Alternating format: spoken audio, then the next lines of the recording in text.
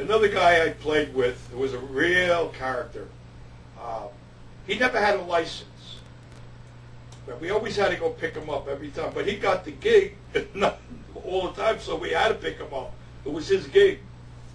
So he lived in an area where all the streets were so narrow that, it was just a parked car and your car. So if anything was in front of you, you had to wait for that guy to go to keep going. So I was playing with him some afternoon gig or something, or brunch or something. And I had to be there a certain time. He was very demanding. The most demanding person you ever saw with nothing. Very demanding.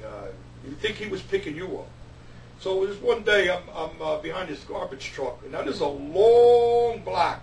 I had to stop for every house that the garbage men were dumping this garbage in the truck. I finally get to his house. I'm about 10 minutes late.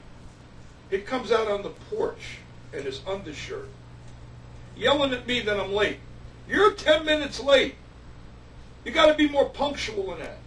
I said, you're telling me I'm 10 minutes late. You don't even have your suit on yet. That's beside the point. You're late.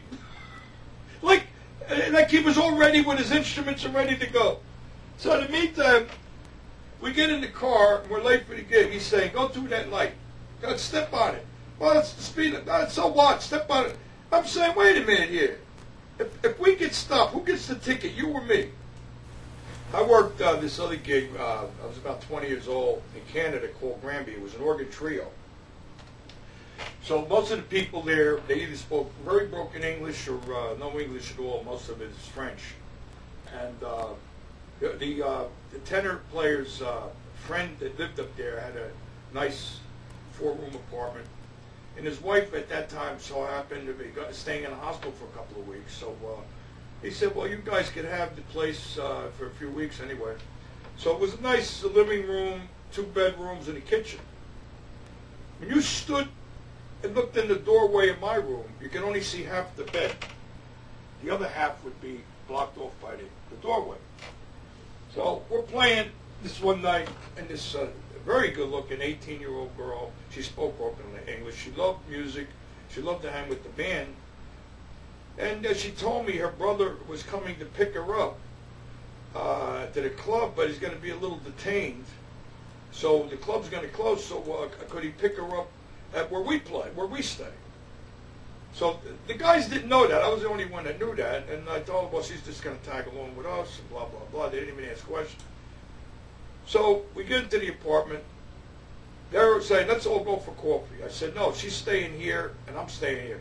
Now, she's thinking I'm saying I'm going to stay there for her, not to be alone, because I know her brother's going to be picking her up in about 20 minutes or half hour. They don't know that. They think I got ideas. I'm the only one that knows this. So the brother comes, picks her up.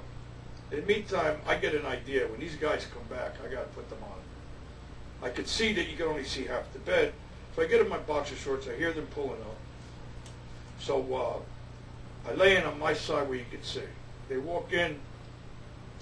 I'm going, hey guys, I can't handle this girl. She's too much for me. I'm going to need your help. Now, the tenor player is a womanizer as it is. In New York, he has a different girl every night, and he hasn't been with a girl for 3-4 weeks. And to some of these places we were playing, they hear this shuffling, whispering, and anxiousness. I'm saying, come on, guys, this girl's raring to go over here. Now, they're looking just at my end, and they see me. It's laying there in the boxer shorts, and they're not moving enough to see that the other side of the bed is empty. So in the meantime, they're shuffling around. And I'm going, come on, man, this girl's getting impatient. They walk in, and they see me rolling on that bed in laughter. I never saw 2 guys more disappointed and angry as they were. They didn't see the humor of it yet, but I'll tell you, man, they were very disappointed. There was no possibility that girl could have been anywhere but with me, because they had no idea about the brother. And I'll tell you, they get pissed. In the beginning, they laughed about it later, but I told them, I said, I'm so much of the rotten board here, I had to think of something. They thought for sure that night they were going to get something out of it, I'll tell you.